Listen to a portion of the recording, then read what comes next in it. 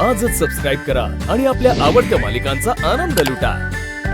तुम्ही सगळ्यांनी उद्या बंगल्यावर यायचं। तेजू 3 महिने कधी झालं कळलं पण नाही ग। उद्याचा कार्यक्रम आहे ना, जल्लोषात करायचा आपण। जे काय लागल त्यात कसूर ठेवायची नाही। हा जावई बापू आम्ही निघतो। हा येत येत अरे सुखीरा सुखीरा बाकीचे येतील निवांत। आम्ही निघतो पुढे। हा चला चिरंजीव चला चल।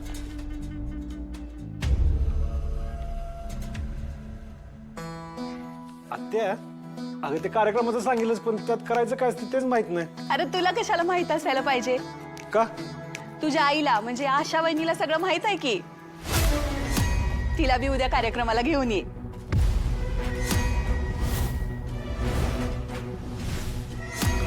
तिचं काय काम आहे तिथं? हे बघ तिचं काय संबंध नाही तेजूशी।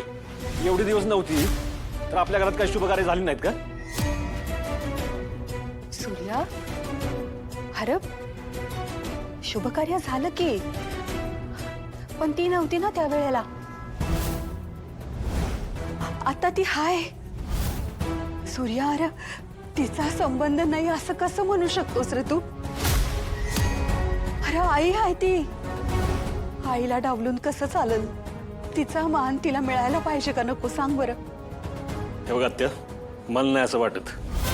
ज्या बाईमुळे आम्हाला आयुष्यभर अपमान सहन करावा लागला तिच्या मनाचा विचार का करू मी? अरे असं का बोलतोयस? रक्ताची नाती अशी तोडता येतात वय? बरं एकीकडं तू आशा वहिनी बरोबरचं नातं नाकारतोयस आणि दुसरीकडं तू आपल्या घरात तिची राहण्याची व्यवस्था केली आहेस, तिच्या खाण्यापिण्याची व्यवस्था केली आहेस।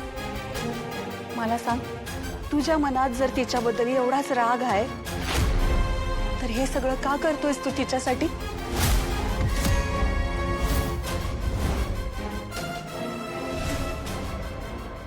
माणुसकी म्हणून। मग त्याच माणुसकीच्या नात्यानं उद्या तिला कार्यक्रमाला घेऊन ये। ऐक माझं सूर्या अरे कुठल्या बी आईसाठी पोरांचं सुख हे सगळ्यात महत्वाचं असतंय आणि जगातल्या कुठल्या बी आईसाठी आपल्या लेकीला आई होताना बघणं यासारखं मोठं सुख नाही रे। मला सांग हे सुख आशा वहिनीपासून हिरावून घेऊन तुला काय मिळणार आहे? सूर्या अरे तेजूचं कन्यादान झालं, धनूचं कन्यादान झालं, या सगळ्यात आशा वहिनी नव्हती आपल्या बरोबर, पण आता ती हाय ना। मग निदान आता या कार्यक्रमात तरी तिचा मान तिला मिळू दे की। हवं तर यो माझा हट्ट हाय असं समज। माझ्यासाठी तरी नाही म्हणू नकोस।